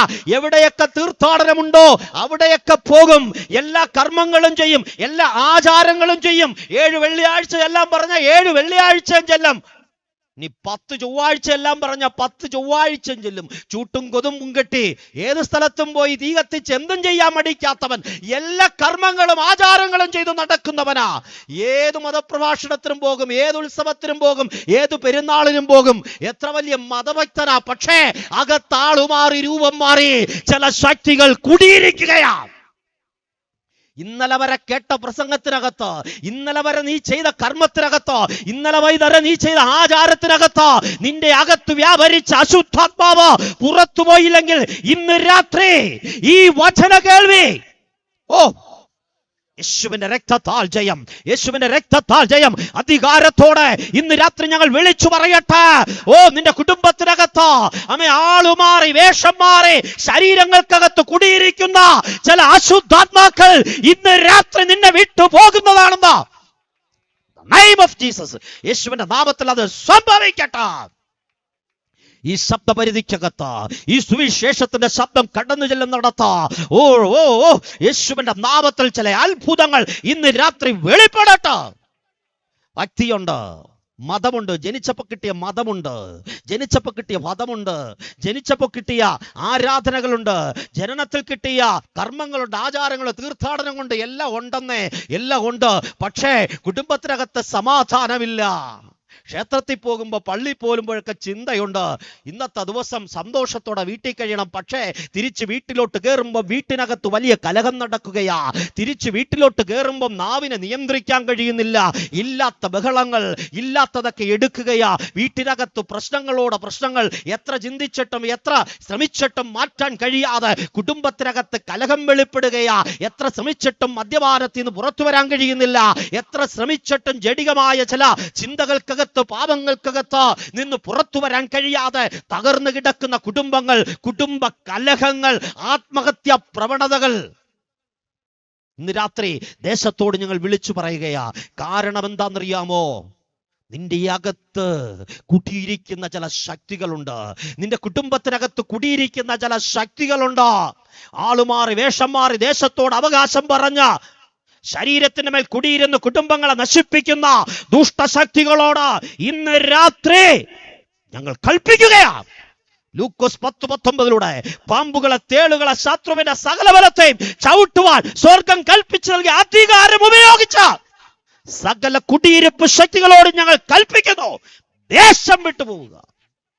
മരത്തിൽ തൂക്കിക്കളയാൻ പ്ലാൻ ഇടുന്നവൻ, മരത്തിൽ തൂക്കിക്കളയാൻ പ്ലാൻ ഇടുന്നവൻ, ഇന്ന് രാത്രി നിന്നോട് ഞങ്ങൾ പറയുകയാ, മരത്തിൽ തൂക്കപ്പെട്ടവനല്ല ശപിക്കപ്പെട്ടവൻ. യേശു നമ്മുടെ ശാപത്തിന് പകരമായി മരത്തിൽ തൂക്കപ്പെട്ടുവെങ്കിൽ ഈ ദേശത്തിന് ഒരുവനും തൂങ്ങി മരിക്കാതെ വണ്ണം ദൈവത്തിന്റെ പ്രവൃത്തി ഇന്ന് രാത്രി ദേശത്തിറങ്ങട്ടെ. യെസ്, കുടുംബത്തിനകത്ത് കുടുംബജീവിതം നിലനിർത്താതെ സ്വന്തം കുടുംബവും തകർന്നു, കെട്ടിച്ചുവിട്ട മക്കളുടെ കുടുംബവും തകർന്നു, കുടുംബജീവിതങ്ങളെ മുഴുവൻ തകർത്ത് കളഞ്ഞ പാരമ്പര്യമായി അവകാശം പറഞ്ഞു നിൽക്കുന്ന ചില ശക്തികളുടെ മേൽ ഇന്ന് രാത്രി ഞങ്ങൾ ജയമെടുക്കുകയാ. ഇന്ന് രാത്രി ഞങ്ങൾ വിളിച്ചു പറയട്ടെ, എവിടെയോ ഏതൊക്കെയോ കോണിലിരുന്ന് ഞങ്ങളെ കേൾക്കുന്ന ദേശനിവാസികളോട് ഇന്ന് രാത്രി ഞങ്ങൾ വിളിച്ചു പറയുന്നു, ഈ യോഗം നിനക്ക് വേണ്ടിയാ, നിന്റെ രക്ഷയ്ക്ക് വേണ്ടിയാ, നിന്റെ കുടുംബത്തിലെ കലഹം മാറാനാ, നിന്റെ കുടുംബത്തിന്റെ സ്ഥിതി മാറ്റാനാ, നിന്റെ കുടുംബത്തെ ശാപത്തിൽ നിന്ന് പുറത്തു കൊണ്ടുവരാനാ. ഇന്ന് രാത്രി ദൈവത്തിന്റെ പ്രവൃത്തി വെളിപ്പെടുകയാ. അവൻ വിളിക്കുകയാ, മഹോന്നതനായ ദൈവത്തിന്റെ പുത്ര, നിനക്കും ഞങ്ങൾക്കും തമ്മിൽ എന്ത് കാര്യം എന്ന് ചോദിക്കുകയാ. യേശു പറഞ്ഞു, പിശാചിനോട് പുറത്തു പോകുവാൻ യേശു കൽപ്പിച്ചു. അവനെ ഇഴച്ചിട്ടിട്ട് പിശാച് പുറത്തു പോകുവാൻ ഇടയായി തീർന്നു. പിശാചിന്റെ അടിമത്തത്തിൽ കഴിയുന്നവരെ വിടിവിപ്പാൻ യേശു ലോകത്തിലേക്ക് വന്നു. മർക്കോസ് സുവിശേഷം എഴുതുമ്പോൾ മർക്കോസിന്റെ മുമ്പിലുള്ള വിഷയം ഇതാണ്: യേശു ആരാണ്? കഷ്ടം സഹിക്കുന്ന ദാസൻ. പിതാവിന്റെ ഇഷ്ടം സഹിപ്പാൻ ഭൂമിയിലേക്ക് വന്ന ദാസനായിട്ട് യേശുവിനെ അവതരിപ്പിക്കുക. ആ ദാസൻ എന്ന പദം ബോൺ സർവന്റ് എന്നാണ്. അടിമയാണ്. അടിമ ഉടമ നിലനിന്ന സാഹചര്യത്തിൽ യജമാനൻ എന്തു പറയുന്നുവോ അതുപോലെ ചെയ്യുന്ന ദാസനായി, അടിമയായിട്ട് യേശുവിനെ ചിത്രീകരിച്ചിരിക്കുകയാണ്. എങ്കിൽ മർക്കോസ് സുവിശേഷത്തിനകത്ത്, ഈ അത്ഭുതത്തിനകത്ത് യേശു ആരായി തീരുകയാണെന്നറിയാമോ? യേശു അധികാരമുള്ളവനായി അവന്റെ അടുക്കലേക്ക് പോകുന്നത് അടിമത്തത്തിലിരിക്കുന്നവന്റെ വേദന അറിയാവുന്നവനായി യേശു അവന്റെ മുമ്പിൽ നിൽക്കുകയാ. ഇന്ന് രാത്രി എല്ലാവർക്കും നമ്മുടെ വേദന മനസ്സിലാകില്ല. നമ്മെപ്പോലെ ദാസനായി മാറുന്ന, യേശുവിനെ പോലെ ദാസനായി മാറിയവനാ. അടിമത്തം, പിശാചിന്റെ അടിമത്തത്തിനകത്ത് തകർന്ന, സ്വയമായി ഒന്നും ചെയ്യാൻ കഴിയാതെ, സ്വയമായി മുന്നോട്ട് മുന്നോട്ട് പോകാൻ കഴിയാതെ പിശാചിന്റെ നിയന്ത്രണത്തിൽ നിൽക്കുന്നവനെ കാണുമ്പോ യേശുവിന്റെ ഹൃദയം പൊട്ടുകയാ. നമ്മെ പിശാചിന്റെ അടിമത്തത്തിൽ നിന്ന് വിടുവിപ്പാൻ യേശു സ്വർഗീയ മഹിമകളെ വിടിഞ്ഞ് ദാസ്യരൂപമെടുത്ത് ഈ ഭൂമിയിലേക്ക് വന്നു. ആ യേശു ഇന്ന് രാത്രി ഈ ദേശത്തിന്റെ നടുവിൽ കടന്നു വന്നതിനായി ഞാൻ നന്ദിയോടെ ദൈവത്തെ സ്തുതിക്കുകയാ. ചില കുടിയിരിപ്പ് മണ്ഡലങ്ങൾ നാളുകളായി ദേശത്തിന്റെ മേൽ അവകാശം പറഞ്ഞ് ദേശത്തെ മുന്നോട്ട് വിടുകയില്ലെന്ന് വെല്ലുവിളിക്കുന്ന, ദേശത്തിന്റെ മേൽ വെളിച്ചം വെളിപ്പെടുത്തുകയില്ലെന്ന് വെല്ലുവിളിക്കുന്ന പരിസരത്തുള്ള പല ദേശങ്ങളും പുരോഗതി പ്രാപിച്ചിട്ടും ഇനിയും പുരോഗതി പ്രാപിക്കാൻ കഴിയാതെ ദേശത്തെ അന്ധകാരത്തിനകത്താഴ്ത്തി തകർത്തു വെച്ചിരിക്കുന്ന ദുഷ്ടമണ്ഡലങ്ങളെ പൊട്ടിച്ചെറിയുവാൻ ഈ സുവിശേഷ യോഗത്തിന്റെ നടുവിൽ ഈ യേശു ഇറങ്ങി വന്നിട്ടുണ്ട്. കഷ്ടം സഹിക്കുന്ന ദാസൻ, മാനവകുലത്തിന്റെ കഷ്ടത്തെ കണ്ട് കണ്ണീരണിയുന്നവൻ ഇന്ന് രാത്രി നമ്മുടെ നടുവിൽ ഇറങ്ങി വന്നതിനായി ഞാൻ നന്ദിയോടെ ദൈവത്തെ സ്തുതിക്കുകയാണ്. വേഗത്തിൽ മുന്നോട്ട് പോവുകയാണ്. അടുത്ത നമുക്കറിയാവുന്ന പോലെ സുവിശേഷമാണ് ലൂക്കോസിന്റെ സുവിശേഷം. ലൂക്കോസിന്റെ സുവിശേഷം എഴുതിയത് യേശു മനുഷ്യപുത്രനാണെന്ന് വെളിപ്പെടുത്താനാണ്. Praise the lord. യേശു ദൈവമായിരിക്കുമ്പോൾ തന്നെ അവൻ മനുഷ്യനായി ഭൂമിയിൽ അവതരിച്ചതാ. ഒരുപാട് അവതാരങ്ങളൊന്നുമില്ല. പല രൂപത്തിൽ പല പക്ഷികൾ, മൃഗങ്ങൾ, ഇങ്ങനൊന്നും ദൈവം ഭൂമിയിൽ അവതരിച്ചിട്ടില്ല. ദൈവം ഭൂമിയിൽ അവതരിച്ചത് മനുഷ്യന്റെ രൂപത്തിലാ. കാരണം മനുഷ്യനെ വിടുവിപ്പാൻ, മനുഷ്യരൂപത്തിലേക്ക്, മനുഷ്യന്റെ വേദന മനസ്സിലാക്കുവാൻ, മനുഷ്യനെ വിടുവിക്കുവാൻ, അവനെ പുറത്തു കൊണ്ടുവരുവാൻ, അവന് രക്ഷയേകുവാൻ യേശു മനുഷ്യ സാദൃശ്യത്തിൽ ഭൂമിയിലേക്ക് വന്നു. യേശുവിനെ ലൂക്കോസ് അവതരിപ്പിക്കുന്നത് മനുഷ്യനായിട്ട് അവതരിപ്പിക്കുന്നു. വെറും മനുഷ്യനായിട്ടല്ല, പൂർണ്ണ മനുഷ്യനായിട്ട് യേശുവിനെ അവതരിപ്പിക്കുകയാണ്. അപ്പോൾ എന്താ ഈ പൂർണ്ണ മനുഷ്യൻ? നമ്മളൊക്കെ പൂർണ്ണ മനുഷ്യരല്ലേ? അല്ല, നമ്മളാരും പൂർണ്ണ മനുഷ്യരല്ല. പൂർണ്ണ മനുഷ്യരായി ഭൂമിയിൽ വന്ന രണ്ടേ പേരേ ഉള്ളൂ. ഒന്ന്, ആദ്യത്തെ മനുഷ്യനായ ആദാം പൂർണ്ണ മനുഷ്യനായി വന്നുവെങ്കിൽ രണ്ടാമത് പൂർണ്ണ മനുഷ്യനായി ഭൂമിയിലേക്ക് വരുന്നത് യേശുവാണ്. എന്താ ഇതിന്റെ വ്യത്യാസം? ആ വ്യത്യാസം ഒന്ന് പറഞ്ഞ് ഞാൻ ആ വിഷയത്തിലേക്കൊന്ന് കടന്നു വരാൻ ആഗ്രഹിക്കുകയാണ്. ആദ്യത്തെ മനുഷ്യനായ ആദാമിനെ ദൈവം സൃഷ്ടിച്ചു.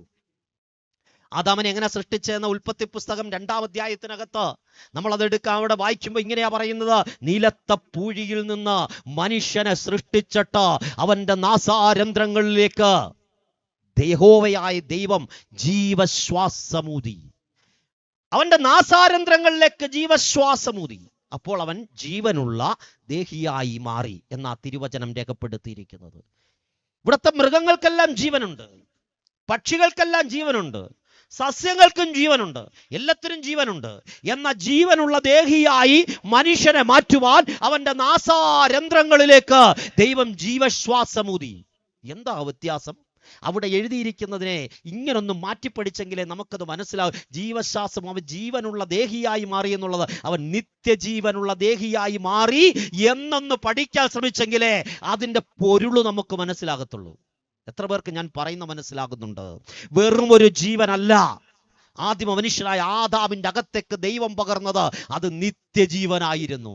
നിത്യജീവൻ എന്ന പദം യോഹന്നാൻ സുവിശേഷകന്റെ പ്രത്യേകമായൊരു പദപ്രയോഗമാണ്.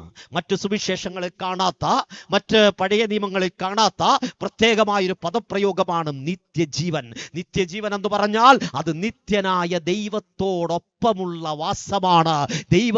നിത്യനായ ദൈവത്തോട് കൂടെ ഇരിക്കുന്നതാണ് നിത്യജീവൻ. രണ്ട് കാര്യങ്ങളാണ് മനുഷ്യന് വെച്ചിട്ടുള്ളത്: ഒന്നുകിൽ നിത്യജീവൻ, അല്ലെങ്കിൽ നിത്യമായ ന്യായവിധി.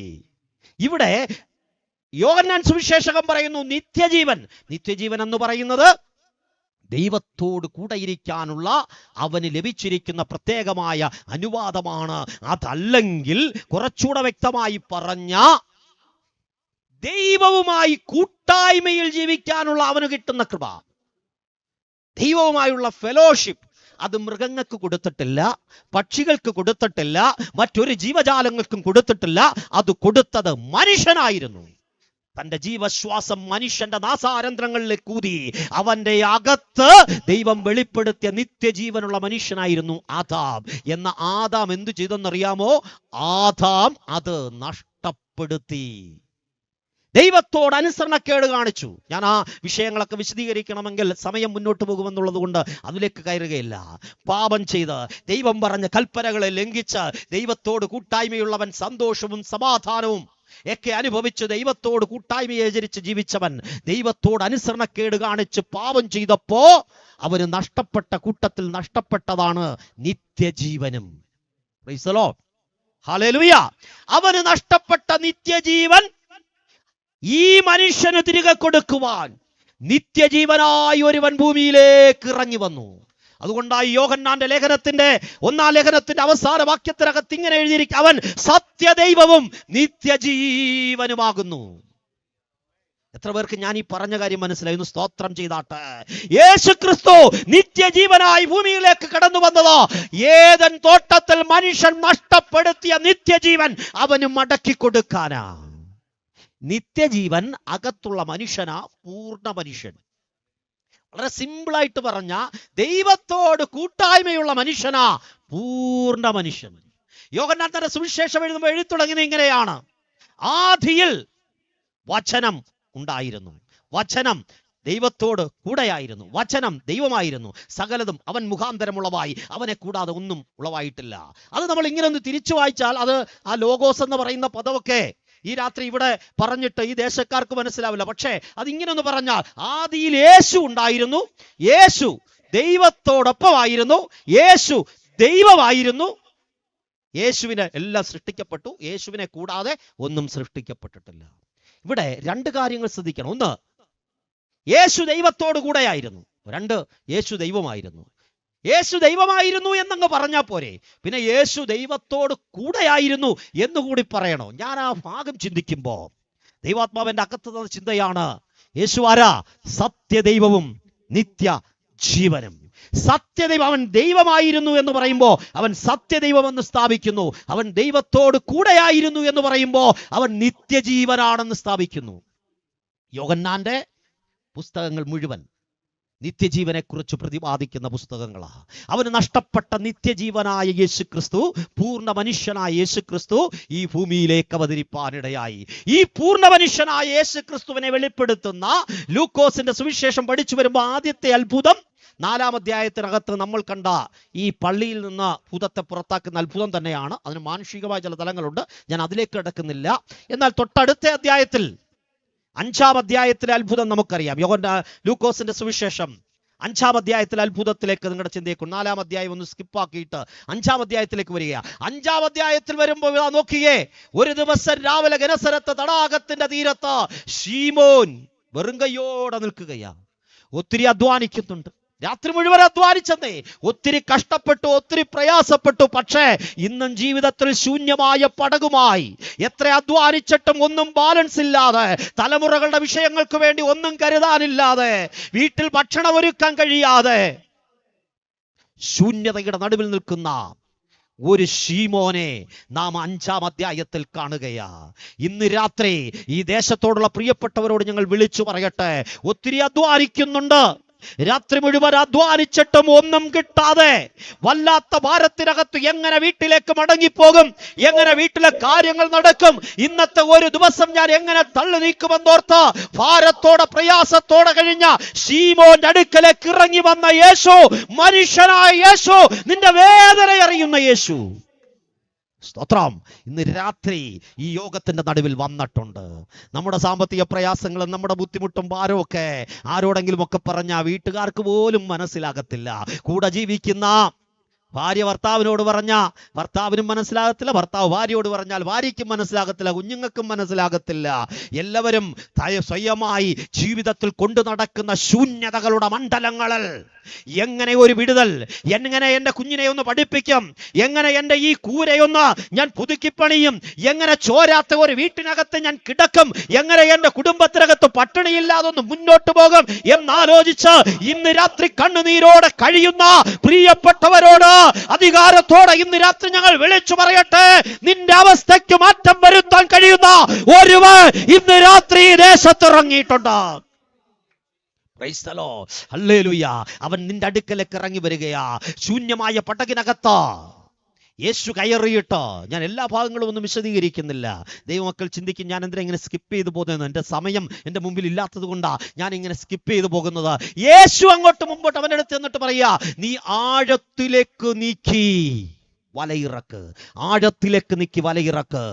പത്രോസ് ചിന്തിച്ചു കാണും, ഈ ശീമോൻ അല്ലെങ്കിൽ പത്രോസ് ചിന്തിച്ചു കാണും, ആഴത്തിലേക്ക് വല നീക്കാൻ ഇവൻ ആരാ ഈ പറയുന്നേ? തച്ചന്റെ മകനായി ജനിച്ച് മരപ്പണി ചെയ്ത് നടക്കുന്നവൻ, കടലിനെ കുറിച്ച് ഒന്നും അറിയാത്തവൻ. ഞാനാരാ? ജനിച്ചപ്പോഴേ ഈ കടലിന്റെ തീരത്താ ജനിച്ചത്. ഞാൻ ഈ മത്സ്യബന്ധനത്തിൽ PhD എടുത്തവനാ. എവിടെ മത്സ്യം വരുമെന്ന്, കാറ്റെങ്ങനെയാകുമ്പോഴാ മത്സ്യം ഉണ്ടാകുന്നത്, വെള്ളത്തിന്റെ ഓളം എങ്ങനെ ഉണ്ടാകുമ്പോഴാ മത്സ്യം വരുന്നതെന്ന്, ഈ പണിയെക്കുറിച്ച്, ഈ സാഹചര്യത്തെക്കുറിച്ച് എനിക്ക് നന്നായിട്ടറിയാം. പക്ഷേ അവൻ പറഞ്ഞൊരു വാക്കുണ്ട്,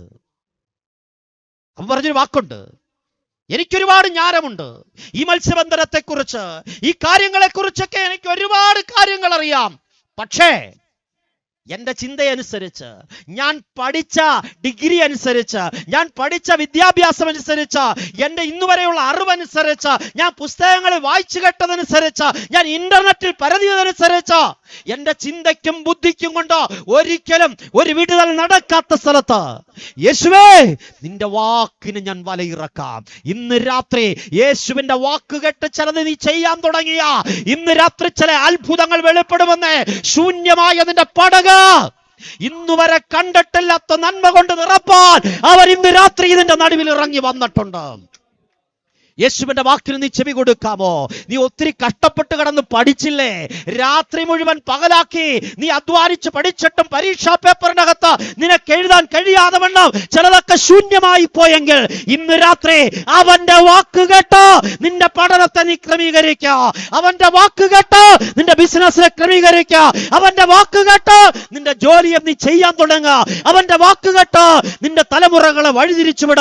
അവന്റെ ആലോചനയ്ക്ക് മുമ്പിൽ ഇന്ന് രാത്രി നീ മുട്ടുമടക്കുന്നെങ്കിൽ, ഇന്നുവരെ പത്രോസിന്റെ കുടുംബത്തിൽ ആരും പിടിച്ചിട്ടില്ലാത്ത, ഇന്നുവരെ ആ കടപ്പുറത്ത് ആർക്കും കിട്ടിയില്ലാത്ത പെരുപ്പത്തിലുള്ള മീൻകൂട്ടം പത്രോസിന്റെ വലയിൽ കയറിയതുപോലെ നിന്റെ കുടുംബത്തിൽ ആരും അനുഭവിച്ചിട്ടില്ലാത്ത, നിന്റെ ദേശത്ത് ആരും അനുഭവിച്ചിട്ടില്ലാത്ത നന്മകൾ തന്ന് നിന്നെ അനുഗ്രഹിപ്പാൻ യേശു ഇന്ന് രാത്രി ഇതിന്റെ നടുവിലുണ്ട്.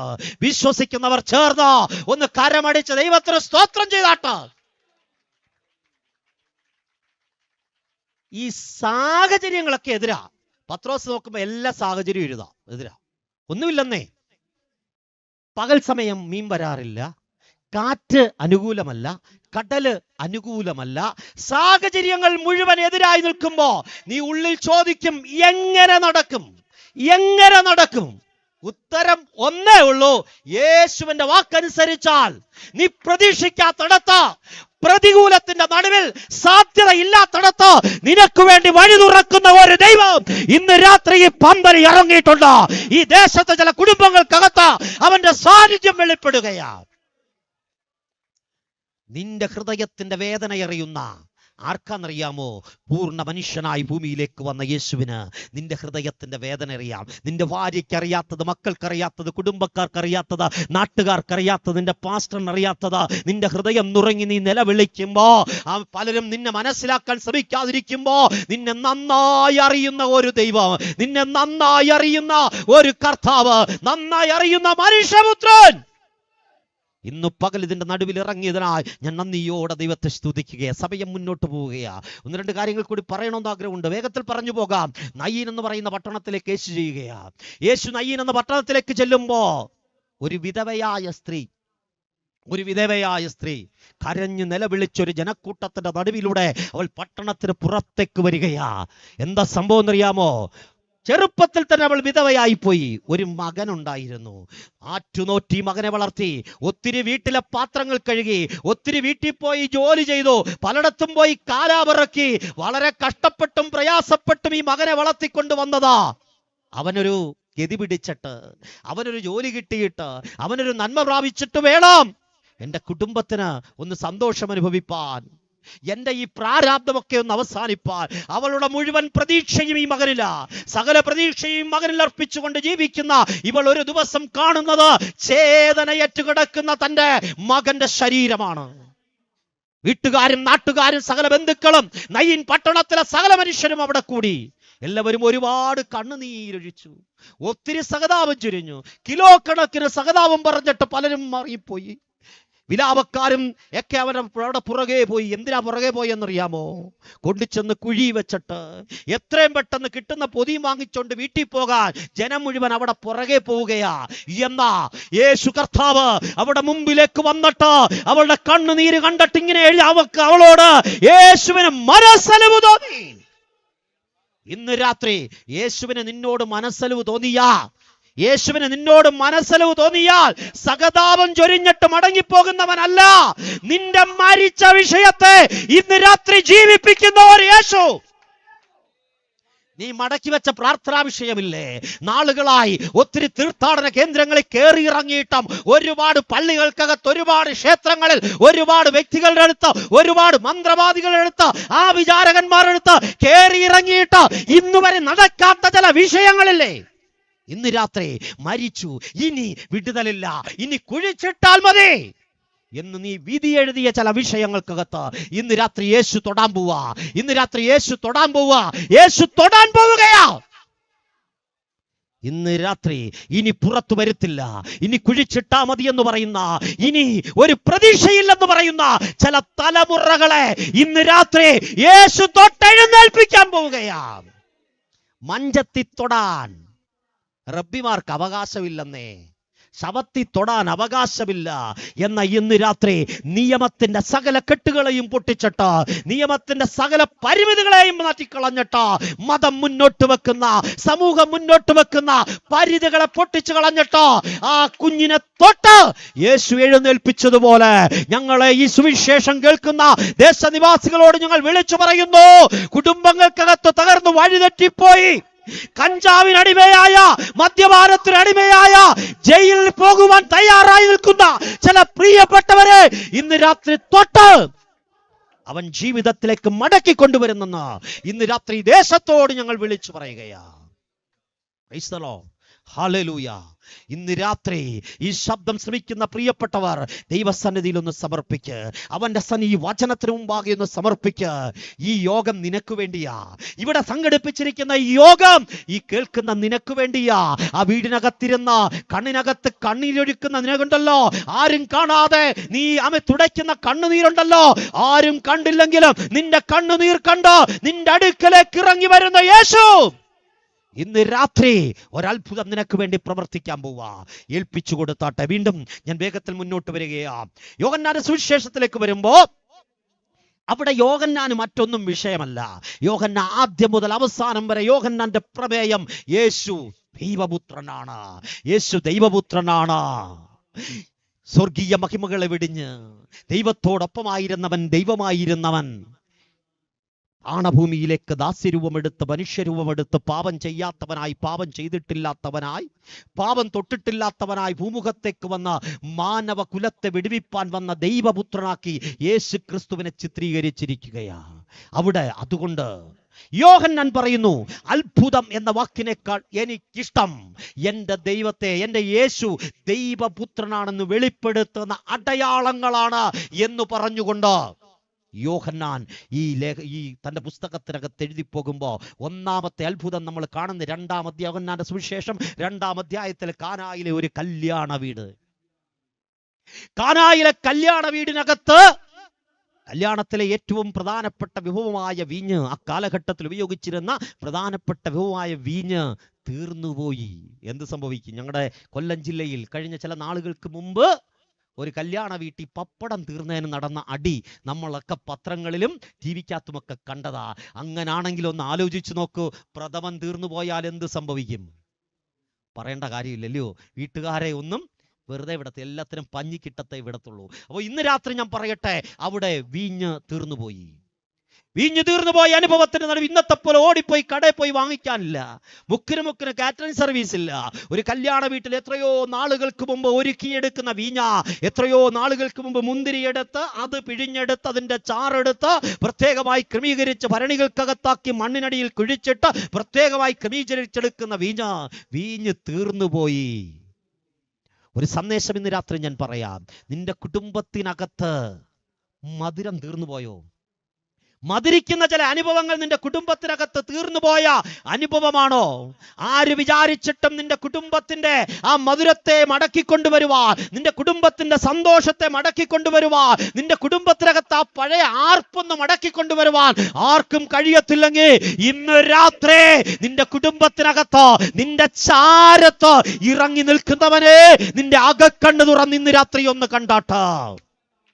നിന്റെ ജീവിതത്തിന്റെ കയ്പിനെ മാറ്റി അത് മധുരമാക്കാൻ കഴിയുന്നവൻ, പച്ചവെള്ളം പോലെ നിറമില്ലാത്ത, മണമില്ലാത്ത, രുചിയില്ലാത്ത ഈ പച്ചവെള്ളത്തെ നിറമുള്ള, മണമുള്ള, രുചിയുള്ള വീഞ്ഞാക്കി മാറ്റാൻ കഴിയുന്ന ഒരുവൻ ഇന്ന് രാത്രി നിന്റെ കുടുംബത്തിനകത്ത് ഇറങ്ങിയിട്ടുണ്ട്. ഈ പന്തലിരിക്കുന്ന പ്രിയപ്പെട്ടവരോടും ഞങ്ങളെ കേൾക്കുന്ന ദേശനിവാസികളോടും ഇന്ന് രാത്രി ഞങ്ങൾ വിളിച്ചു പറയുകയാ, നിന്റെ കുടുംബത്തിന്റെ അവസ്ഥകൾക്ക് മാറ്റം വരുത്തുവാൻ. ഡൈവോഴ്സിന് കേസ് കൊടുത്ത് എന്ന് കോടതി പോണമെന്ന് അന്വേഷിച്ചു നിൽക്കുകയല്ലേ? നിന്റെ മോടെ വിഷയം ഇനി വേണ്ടാന്ന് തീരുമാനിച്ച വക്കീലിനെ കണ്ട് നീ ചിലതൊക്കെ എഴുതി തയ്യാറാക്കി വെച്ചിരിക്കുകയല്ലേ? ഇന്ന് രാത്രി ഞങ്ങൾ വിളിച്ചു പറയുന്നു, നീ അത് കീറിക്കളാ. നിന്റെ കുടുംബത്തിനകത്ത് വെളിപ്പെടുന്ന ആ കയ്പിനെ മാറ്റി അതിനെ മധുരമാക്കാൻ കഴിയുന്ന ഒരുവൻ ഇന്ന് രാത്രി ഇതിനകത്ത് ചലിക്കുന്നുണ്ട്. ആത്മകണ്ണുകളുള്ളവർ ഇന്ന് രാത്രി അത് കണ്ടാട്ട്. ചില കുടുംബങ്ങൾക്കകത്ത് ഞങ്ങളെ ശ്രമിക്കുന്ന ഈ ശബ്ദസീമയ്ക്കകത്ത് ചില കുടുംബങ്ങൾക്കകത്ത് തേജസ് വാരിച്ചുറ്റി, അതെ, മഹത്വപൂർണനായി എന്റെ യേശു ഇറങ്ങി നിൽക്കുകയാ.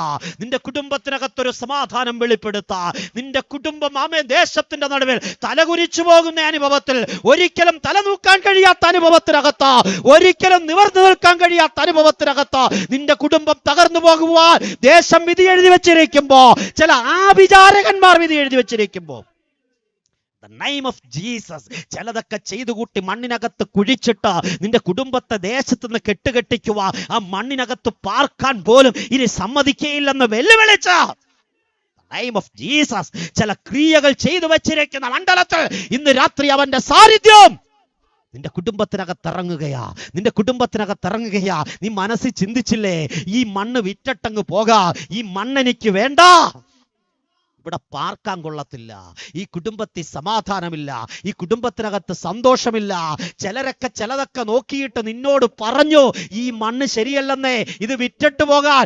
എന്നാ ശാപം കിട്ടിയ, ഒന്നിനും കൊള്ളരുതാത്തെന്ന് പറഞ്ഞ കാബൂൾ ദേശമെന്ന് വിളിച്ചു പറഞ്ഞ, ഒന്നിനും കൊള്ളരുതാത്ത ദേശമെന്ന് പറഞ്ഞ് വിളിച്ചു പറഞ്ഞ ഗലീല ദേശത്തിലെ കാനാവിൽ എന്റെ യേശു തന്റെ മഹത്വം വെളിപ്പെടുത്തുവാനിടയായെങ്കിൽ സകലരും നിന്റെ കുടുംബത്തെ നോക്കി വിളിച്ചു പറയട്ടെ, രക്ഷയില്ല, ഇനി രക്ഷപ്പെടത്തില്ല, ഇനി നന്നാവത്തില്ല, ഇനി എഴുമ്പേറ്റമില്ല, ഇനി ഒരു സന്തോഷം കാണില്ല, നിന്റെ തലമുറയ്ക്ക് ഇനി ഒരു വിടുതലില്ല. പലരും നിന്നെ നോക്കി വിളിച്ചു പറയും. എന്നാൽ ഇന്ന് രാത്രി ഞങ്ങൾ പ്രസംഗിക്കുന്ന യേശു കർത്താവ് നിന്റെ അടുക്കലേക്ക് വന്നിട്ട് പറയുകയാ, നിന്റെ കുടുംബത്തിന്റെ ശൂന്യതയെ മാറ്റുവാ, നിന്റെ കുടുംബത്തിന്റെ കയ്പിനെ മാറ്റി അത് മധുരമാക്കി തീർക്കുവാ, നിന്റെ കുടുംബത്തിനകത്ത് സന്തോഷം വെളിപ്പെടുത്തുവാ, നിന്റെ തലയൊന്ന് ഉയർത്തി നിൽപ്പാൻ ഞാൻ നിന്റെ കുടുംബത്തിനകത്ത് നിൽക്കുകയാ. നിന്റെ ഹൃദയത്തിന്റെ കവാടം ഒന്ന് തുറന്നുതാ, നിന്റെ ഹൃദയത്തിന്റെ കവാടം എനിക്ക് വേണ്ടി ഒന്ന് തുറന്നുതാ.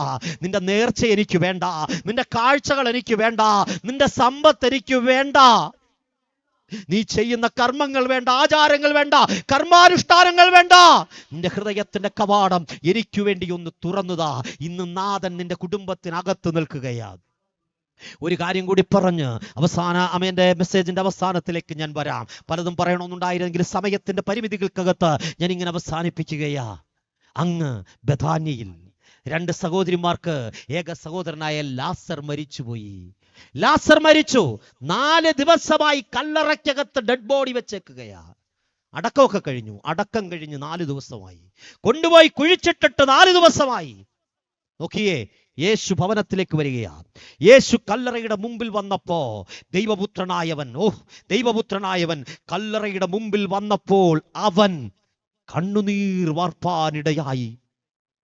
ഇന്ന് രാത്രി നിന്റെ വിഷയത്തിനോട് ബന്ധത്തിൽ നിന്റെ കുടുംബത്തിനകത്ത് വെളിപ്പെട്ട് നിൽക്കുന്ന മരണത്തിന്റെ നടുവിൽ, തകർച്ചകളുടെ നടുവിൽ ഒരു തുള്ളി കണ്ണുനീരൊഴുക്കാൻ നിന്റെ സഹോദരങ്ങൾ കൂടെ കാണത്തില്ല, ദേശക്കാര് കൂടെ കാണത്തില്ല, നാട്ടുകാര് കൂടെ കാണത്തില്ല. എന്ന ഇന്ന് രാത്രി ആരും നിന്റെ കൂടെ ഇല്ലെങ്കിലും നിന്റെ വിഷയത്തിന്റെ നടുവിൽ കണ്ണുനീർ വാർക്കുന്ന ഒരു ദൈവപുത്രൻ ഇന്ന് രാത്രി ഇവിടെ ഇറങ്ങിയിട്ടുണ്ട്. ഈ പന്തലിനകത്ത് അവന്റെ സാന്നിധ്യം ഉണ്ടെന്നേ. നിന്റെ വിഷയത്തിനകത്ത് ഇനി ആരാണ് ഞങ്ങൾക്ക് പ്രതീക്ഷ? ഇനി എന്താണ് ഞങ്ങളുടെ ജീവിതത്തിലെ ഒരു വിടുതൽ? ഈ വേദന എങ്ങനെ മാറും? ഈ അസ്വസ്ഥത എങ്ങനെ മാറും? ഈ ഭാരം എങ്ങനെ മാറുമെന്ന് കരുതേ കണ്ണുനീരോടെ കഴിയുന്ന സഹോദരിമാർ നടുവിലേക്ക് ഇറങ്ങി വന്ന ദൈവപുത്രനായ യേശു ലാസറിന്റെ കല്ലറയ്ക്കൽ കണ്ണുനീർ വാർത്തെങ്കിൽ, അവന്റെ കണ്ണുനീര് പൊടിഞ്ഞിട്ടുണ്ടെങ്കിൽ ഇന്ന് രാത്രി 4 നാളായ വിഷയത്തിനകത്തും ജീവൻ വെളിപ്പെടും. 4 നാളായ വിഷയത്തിനകത്തും ഇന്ന് രാത്രി ജീവൻ വെളിപ്പെടുവാനിടയായിത്തീരും. യേശു പറഞ്ഞു കല്ലുരുട്ടി മാറ്റ്, തുറക്കാൻ പറഞ്ഞു. കല്ലുരുട്ടി മാറ്റാൻ പറഞ്ഞപ്പോ സ്വന്തം സഹോദരി എന്താ വിളിച്ചു പറയുന്ന അറിയാവോ? നാറ്റം വെച്ചുപോയി, ഇനി രക്ഷയില്ല. പറഞ്ഞത് വേറെ ആരുമില്ല, സ്വന്തം കുടുംബക്കാരാ, സ്വന്തം സഹോദരങ്ങൾ പറയുക നാറ്റം വെച്ചുപോയി, ഇനി രക്ഷയില്ലെന്നേ. എല്ലാം നാറ്റം വെച്ച അനുഭവത്തിനകത്ത് ദേശത്തിന്റെ നടുവിൽ നിന്നാപാത്രമായി രക്ഷയില്ലാതെ തകർന്നു കിടക്കുന്ന കുടുംബത്തിന്റെ നടുവിൽ നിന്നുകൊണ്ട് പറയുകയാ, ലാസറേ പുറത്തു വാ. ഇന്ന് രാത്രി ഈ ശബ്ദം കടന്നു ചെല്ലുന്ന സ്ഥലങ്ങളിലൊക്കെ ചില ജീവൻ വെളിപ്പെടുകയാ. നിർജീവമായി പുരുവഴിച്ചുപോയി എന്ന് പറഞ്ഞ, നാറ്റം വെച്ചുപോയി എന്ന് പറഞ്ഞ ചില വിഷയങ്ങളെ ജീവനിലേക്ക് അവൻ മടക്കി കൊണ്ടുവരികയാ. ഇന്ന് രാത്രി യേശു വന്നിട്ടുണ്ടെന്നേ. നിന്റെ മരണത്തെ മാറ്റുവാൻ, നിന്നെ ജീവനിലേക്ക് മടക്കി കൊണ്ടുവരുവാൻ യേശു ഇന്ന് രാത്രി ദേശത്ത് ഇറങ്ങിയിട്ടുണ്ട്, കുടുംബങ്ങൾക്കകത്ത് ഇറങ്ങിയിട്ടുണ്ട്, ഈ പന്തലിനകത്ത് ഇറങ്ങിയിട്ടുണ്ട്. നിന്റെ അരികിൽ അവൻ നിൽക്കുകയാ. 46 സങ്കീർത്തനക്കാരൻ വിളിച്ചു പറയുന്നു, കഷ്ടങ്ങളിൽ അവൻ ഏറ്റവും അടുത്ത തുണയാ. ജീവിതത്തിൽ ഒരുപാട് കഷ്ടങ്ങളിലൂടെ കടന്നുപോയവനാ. എൻ്റെ സാക്ഷ്യം ഇതുപോലെ മറ്റൊരു കൺവെൻഷൻ്റെ അകത്ത് പറഞ്ഞിട്ടുള്ളത് കൊണ്ട് ഞാൻ ആ വിഷയത്തിലേക്ക് കിടക്കുന്നില്ല. പക്ഷേ ഒത്തിരി കഷ്ടത്തിന്റെ നടുവിലൂടെ കടന്നുപോയവനാ ഞാൻ. ആരും കൂടില്ലായിരുന്നേ. വിശ്വസിച്ച് കൊടി പിടിച്ച് നടന്ന പ്രസ്ഥാനക്കാർ കൂടെ നിന്നില്ല. കൂടെ തല്ലാനും വെട്ടാനും ഒക്കെ കൂട്ടുകാരായി നടന്നവരൊന്നും അന്ന് കണ്ടില്ല. ഒരു രാഷ്ട്രീയക്കാരനെ, ഒരു നേതാക്കന്മാരെയും കണ്ടില്ല. നമ്മുടെ അധ്വാനം കൊണ്ട് വലിയ നേതൃനിരയിലേക്ക് വന്നവരെയും എൻ്റെ കഷ്ടത്തിൻ്റെ നടുവിൽ ഞാൻ കണ്ടില്ല. എൻ്റെ കുടുംബക്കാരും ബന്ധുക്കാരെയും കണ്ടില്ല. പക്ഷെ ഞാൻ കണ്ട ഒരുവനുണ്ട്, കഷ്ടങ്ങളുടെ നടുവിൽ എൻ്റെ കൂടെ ഇരുന്ന ദൈവം. ഇന്ന് രാത്രി ലാസറിന്റെ കല്ലറയ്ക്കകത്ത് വന്ന് നാറ്റം വെച്ചെന്ന് നാട്ടുകാർ മുഴുവൻ പറഞ്ഞ്, ജീവിതത്തിൽ പ്രതീക്ഷയില്ലെന്ന് പറഞ്ഞ്, ഇനി പുറത്തു വരുത്തില്ലെന്ന് പറഞ്ഞ്, ബന്ധുക്കൾ പോലും നാറ്റം വെച്ചുപോയി എന്ന് വിധി എഴുതിയിട്ടിരിക്കുന്ന ചില വിഷയങ്ങളെ ഇന്ന് ജീവനിലേക്ക് മടക്കിക്കൊണ്ടുവരുവാൻ യേശു ഇതിന്റെ നടുവിൽ വന്നിട്ടുണ്ട്. ഇന്ന് രാത്രി യേശു വന്നിട്ടുണ്ടെങ്കിൽ വിടുതലുണ്ട്. യേശു വന്നിട്ടുണ്ടെങ്കിൽ ഇന്ന് രാത്രി വിടുതലുണ്ട്. യേശു എവിടെ വന്നാലും ഒരു അത്ഭുതമുണ്ട്. ബഥാനിയിൽ വന്നാൽ ഒരു ലാസറെ എഴുന്നേൽപ്പിക്കാനുണ്ട്. നയീനിൽ വന്നാൽ വിധവയുടെ മകനെ ജീവനിലേക്ക് മടക്കി കൊണ്ടുവരുവാനുണ്ട്. അങ്ങ് ബെഥേസ്തയിൽ ചെന്നാൽ 38 വർഷമായി കിടക്കുന്ന ഒരു രോഗിയെ എഴുന്നേൽപ്പിക്കുവാനുണ്ട്. കാനായിൽ ചെന്നാൽ പച്ചവെള്ളത്തെ വീഞ്ഞാക്കുവാനുണ്ട്. യേശു എവിടെ ചെന്നാലും അത്ഭുതമാ. ഇന്ന് രാത്രി യേശു ഇതിന്റെ നടുവിൽ വന്നിട്ടുണ്ട്. യേശു വന്നിട്ടുണ്ടെങ്കിൽ അത്ഭുതമുണ്ട്. അവന്റെ നാമത്തിന്റെ മുമ്പിൽ സകലരുടെയും മുട്ടുമടങ്ങും. സകല ഭൂലോകരുടെയും ലോകരുടെ മുട്ടുമടങ്ങുന്ന ഒരേ ഒരു നാമം യേശുവിന്റെ നാമം. യേശു വന്നിട്ടുണ്ടെങ്കിൽ അത്ഭുതമുണ്ട്. ഇന്ന് രാത്രി ഒരു അത്ഭുതം നീ പ്രതീക്ഷിച്ചോ? ഇന്ന് രാത്രി നാളുകളായി പ്രാർത്ഥിക്കുന്ന വിഷയത്തിൽ, നാളുകളായി കെട്ടപ്പെട്ട് കിടക്കുന്ന വിഷയത്തിനകത്ത്, വിടുതലില്ലെന്ന് നീ എഴുതിത്തുള്ള വിഷയത്തിനകത്ത് ഇന്ന് രാത്രി അവന്റെ കരം ചലിക്കുകയാ. അവൻ ഇതിന്റെ നടുവിൽ എഴുന്നള്ളി വന്നിട്ടുണ്ട്. ഓ ഹല്ലേലൂയ, ഹല്ലേലൂയ. ഇന്ന് രാത്രി നമുക്ക് ഒരുമിച്ച് ദൈവസന്നിധിയിൽ പ്രാർത്ഥിക്കാം. ഹല്ലേലൂയ. ഒരു നിമിഷം എല്ലാ പ്രിയപ്പെട്ടവരും ദൈവസന്നിധി എഴുന്നേറ്റാട്ട്. എല്ലാവരും ദൈവസന്നിധി എഴുന്നേറ്റാട്ട്. ഇവിടെ നിൽക്കുന്ന ദൈവദാസന്മാർ, ദൈവമക്കൾ, എല്ലാവരും ഒന്ന് കണ്ണുകൾ അടച്ച്, ആരും കണ്ണു തുറക്കരുത്, എല്ലാവരും കണ്ണുകൾ അടച്ച് ആത്മാവിലൊന്ന് പ്രാർത്ഥിച്ചു തുടങ്ങുക, ആത്മാവിലൊന്ന് പ്രാർത്ഥിച്ചു തുടങ്ങുക. അഭിഷേകം പ്രാപിച്ച ദൈവമക്കളുടെ അധരങ്ങളൊക്കെ ഇന്ന് രാത്രി ഒന്ന് ചലിക്കട്ടെ. ഇന്ന് രാത്രി യേശു നിന്റെ അരികിലുണ്ടെന്ന്, യേശു നിന്റെ അരികിലുണ്ട്. ഏതോ മലയുടെ മുകളിൽ, ഏതോ ദൂരദേശത്ത്, ഏതോ തീർത്ഥാടന കേന്ദ്രത്തിൽ അങ്ങ് വളരെ വിദൂരസ്ഥരായി നിൽക്കുന്ന ഒരു ദൈവത്തെയല്ല ഇന്ന് രാത്രി നാം ആരാധിക്കുന്നത്. നമ്മുടെ അരികിൽ നിൽക്കുന്നവൻ, കഷ്ടങ്ങളിൽ കൂടെ ഇരിക്കുന്നവൻ, ആ നല്ല കർത്താവിനെ, ഭൂമിയിലും സ്വർഗത്തിലുമുള്ള സകലാധികാരമുള്ളവൻ, അവന്റെ മുമ്പിൽ മുട്ടുമടക്കാത്ത ഒരു നാമവുമില്ല. ഇന്ന് രാത്രി ദേശത്തിന്റെ മേൽ അധികാരമെടുത്തിരിക്കുന്ന ഏത് മണ്ഡലങ്ങളും ഇന്ന് രാത്രി ആ നാമത്തിന്റെ മുമ്പിൽ മുട്ടുമടക്കും. ആ നാമത്തെ ഇന്ന് രാത്രി ഉയർത്തി അമ്മേ അല്പനേരം എല്ലാ പ്രിയപ്പെട്ടവരും ഒന്ന് സ്തോത്രം ചെയ്തു തുടങ്ങിയാട്ട. കരമുള്ളവർ ഒന്ന് കരമടിച്ച, ഓ അഭിഷേകമുള്ള പ്രിയപ്പെട്ടവരുടെ അധരങ്ങളെ ഒന്ന് ചലിപ്പിച്ച ഇന്ന് രാത്രി. ഓ ശബലബലഘടകസി അതയാജകൽ ജഗത്തുനി വൈഡവ അന്ധരാജകൽ ജഗത്തുനി റീക പ്രൗഢമനഘടം.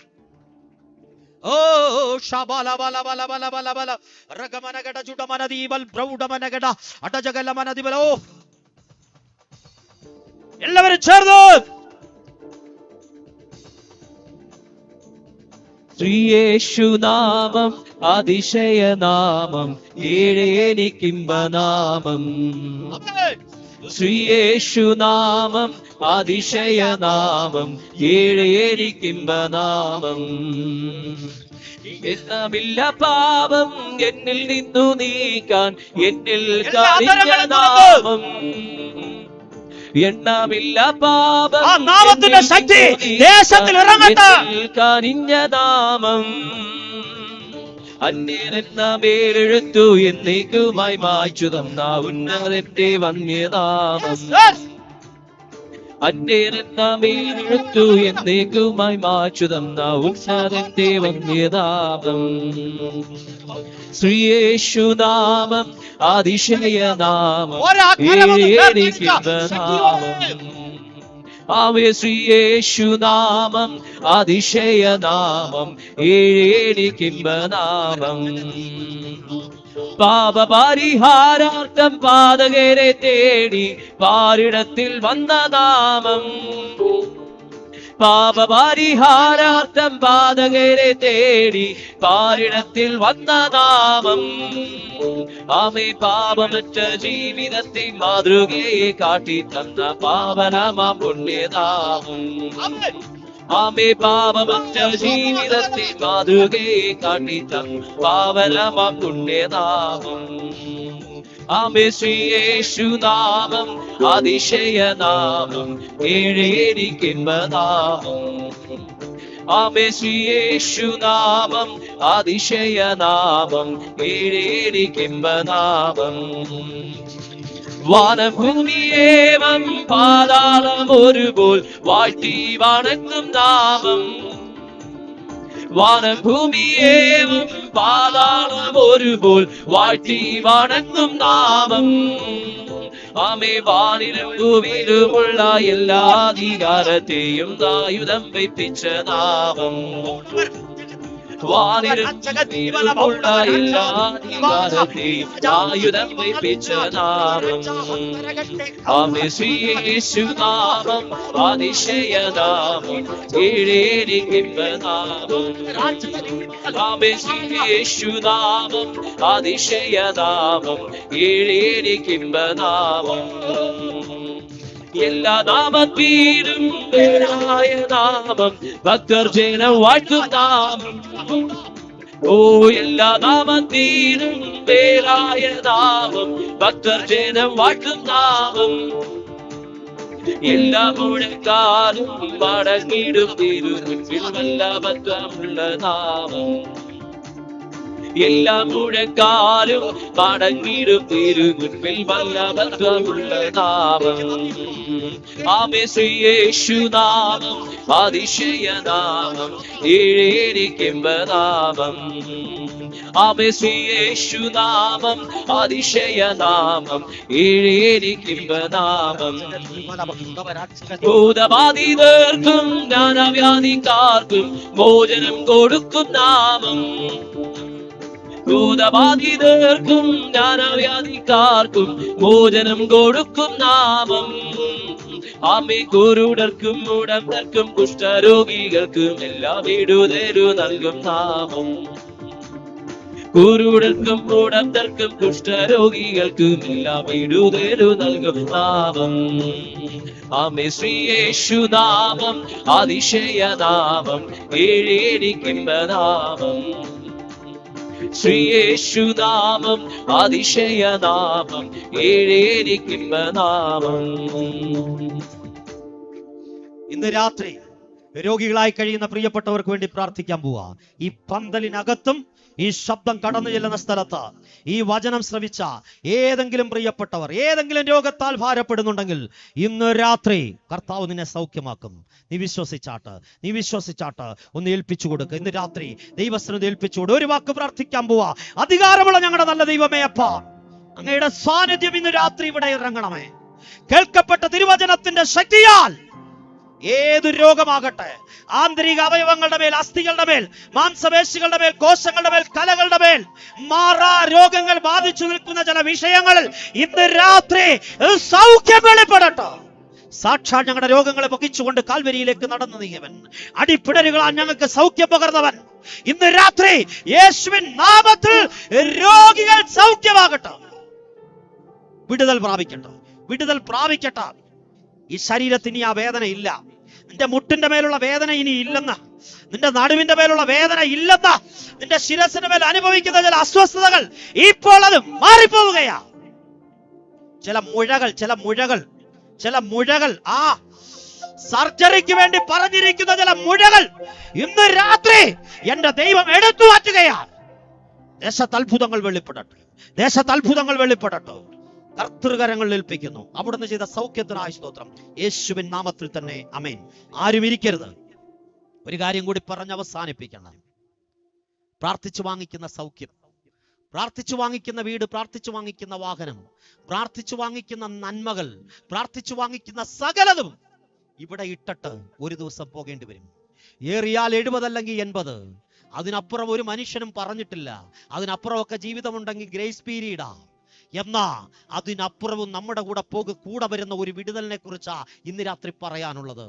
സകലതും വിട്ടിട്ട് ഇവിടെ നിന്ന് പോകുമെങ്കിലും കൂടെ വരുന്ന ഒരു വിടുതൽ, അതാ നിത്യജീവൻ. ഇവിടെ നീ ജീവിക്കുമ്പോ യേശുവിനോട് കൂടെ ജീവിക്കാമെങ്കിൽ മരണശേഷവും നിനക്ക് ദൈവത്തോട് കൂടെ ജീവിക്കാം. ഭൂമിയിൽ ജീവിക്കുമ്പോ യേശുവിനെ അറിഞ്ഞ് അവനെ കൈക്കൊണ്ട് അവന്റെ നാമത്തിൽ വിശ്വസിച്ച് ദൈവമക്കളുടെ അധികാരത്തോടെ ഭൂമിയിൽ ജീവിച്ചാൽ മരണശേഷവും നിനക്ക് യേശുവിനോടൊപ്പം ജീവിക്കാം. ഇവിടെ മദ്യപിച്ച്, കഞ്ചാവടിച്ച്, കള്ളുകുടിച്ച്, ബഹളമുണ്ടാക്കി, അമ്മയും തല്ലി, പെങ്ങളെയും തല്ലി, വീട്ടുകാർക്ക് സ്വസ്ഥത കൊടുക്കാതെ, നാട്ടുകാർക്ക് സ്വസ്ഥത കൊടുക്കാതെ ജീവിച്ചിട്ട് ചത്തു കഴിഞ്ഞിട്ട് ആരും ചെയ്യുന്ന ഒരു ക്രിയകൾക്കും കർമ്മങ്ങൾക്കും ആചാരങ്ങൾക്കും ധൂപപ്രാർത്ഥനകൾക്കും ഒരു വിധമുള്ള അനുഷ്ഠാനങ്ങൾക്കും ഒരു മനുഷ്യനെയും സ്വർഗത്തിൽ കൊണ്ടുപോകാൻ കഴിയില്ല. ഞങ്ങൾ വിശ്വസിക്കുന്ന വേദപുസ്തകം വിളിച്ചു പറയുന്നു, സ്വർഗത്തിൽ പോകാൻ ഒരേ വഴിയേ ഉള്ളൂ. നിത്യതയിൽ ചെല്ലാൻ ഒരേ ഒരു വഴിയേ ഉള്ളൂ. നിത്യജീവൻ പ്രാപിക്കാൻ ഒരേ ഒരു വഴിയേ ഉള്ളൂ. അതുകൊണ്ട് ആ തെരുവീതികളിൽ നിന്നുകൊണ്ട് അർത്ഥശങ്കയ്ക്കിടയില്ലാതെ വണ്ണം ആവേശത്തോടെ ഞങ്ങൾ വിളിച്ചു പറയുന്നത്, മറ്റൊരുത്തരിലും രക്ഷയില്ല, ഒരു സംഘടനയിലും രക്ഷയില്ല, ഒരു മതത്തിലും രക്ഷയില്ല, ഒരു തീർത്ഥാടന കേന്ദ്രത്തിലും രക്ഷയില്ല, ഒരു വസ്തുക്കളിലും രക്ഷയില്ല, ഒരു ദേശത്തും രക്ഷയില്ല, ഒരു സ്ഥാപനത്തിലും രക്ഷയില്ല. രക്ഷിക്കപ്പെടുവാൻ ആകാശത്തിനു കീഴെ നൽകപ്പെട്ട ഒരേ ഒരു നാമം, യേശുവിന്റെ നാമം. ആ നാമത്തിൽ ഇന്ന് രാത്രി വിശ്വസിക്കുന്ന ഏവർക്കും സൗജന്യമായി പാപമോചനം ലഭിക്കുകയാ, സൗജന്യമായി നിത്യജീവൻ ലഭിക്കുകയാ. നിനക്കും നിത്യതയിൽ എത്തിച്ചേരാം. ന്യായവിധി ദിവസത്തിൽ നിത്യമായ അഗ്നിയിലേക്ക്, നിത്യമായ ന്യായവിധിയിലേക്ക്, കെടാത്ത തീയുടെ നടുവിലേക്ക്, ചാകാത്ത പുഴുക്കളുടെ നടുവിലേക്ക് നിന്നെ തള്ളിയിടാതെ അവന്റെ മാർവോട് ചേർത്ത് നിന്നെയും നിത്യതയുടെ തീരത്തെത്തിക്കുന്ന അരുമനാഥന്റെ സാന്നിധ്യം ഇന്ന് രാത്രി ഇവിടെ ഉള്ളത് കൊണ്ട് ഞാൻ സ്തോത്രം ചെയ്യുന്നു. ഒരു വാക്ക്, ഇരിക്കുന്ന ഇരുന്നു കൊണ്ട് ഒരു പക്ഷേ നീ കിടക്കുകയായിരിക്കാം, ഒരു പക്ഷേ രോഗം കാരണം നിനക്ക് എഴുന്നേറ്റ് നിൽക്കാൻ കഴിയാത്ത അവസ്ഥയായിരിക്കാം. ഏതവസ്ഥയിലും ആകട്ടെ, നീ ഒരു പക്ഷേ റോഡ് സൈഡ് നിൽക്കുന്ന വ്യക്തിയായിരിക്കാം. അവിടെ നിന്നുകൊണ്ട് യേശുവേ, എൻ്റെ ജീവിതത്തിലേക്ക് വരണമേ, ഞാൻ പാപിയായ മനുഷ്യൻ, ഇന്നലെ വരെ എൻ്റെ ജീവിതം സന്തോഷമില്ലാത്തതാണ്. ഇന്നലെ വരെ എൻ്റെ ജീവിതം ജഡികമായ അനുഭവങ്ങൾക്കകത്താണ്. ഇന്നലെ വരെ എൻ്റെ ജീവിതം നയിച്ചതൊക്കെയും പാപത്തിന്റെ അനുഭവങ്ങൾക്കകത്താ. ഇന്ന് രാത്രി ഞാൻ മടങ്ങി വരുന്നു. എൻ്റെ യേശുവേ, എൻ്റെ ജീവിതത്തിലേക്കൊന്ന് മടങ്ങി വരണമേ എന്ന് പ്രാർത്ഥിച്ചാൽ യേശു ഇന്ന് നിന്നെ നിത്യജീവനിലേക്ക് നടത്തുവാനിടയായിത്തീരും. ലോകം നിനക്ക് വില കൽപ്പിച്ചില്ലെങ്കിലും, നാട്ടുകാർ നിനക്ക് വില കൽപ്പിച്ചില്ലെങ്കിലും, എല്ലാവരും നിന്നെ മാറ്റി നിർത്തിയാലും, മുഴു ലോകത്തെക്കാളും വിലയുള്ള നിന്റെ ആത്മാവിന് വേണ്ടിയാ ഇന്ന് രാത്രി ഈ യോഗം സംഘടിപ്പിച്ചത്. ഒന്ന് സമർപ്പിച്ചാട്ടെ, കർത്താവ് നിന്നെ വിടുവിക്കും. നിത്യതയിൽ നമുക്ക് ഒരുമിച്ച് കാണാം.